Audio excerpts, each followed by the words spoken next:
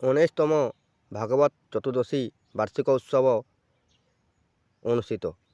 ସୂଚନା ମୁତାବକ ସୁବର୍ଣ୍ଣପୁର ଜିଲ୍ଲା ଉଲୁଣ୍ଡା ବ୍ଲକ ବଡ଼ଙ୍କିରିଆ ଠାରେ 19ତମ ଭାଗବତ ଚତୁର୍ଦ୍ଦଶୀ ବାର୍ଷିକ ଉତ୍ସବ ଭାଗବତ ମନ୍ଦିର ପ୍ରାଙ୍ଗଣରେ ଅନୁଷ୍ଠିତ ହୋଇଯାଇଛି।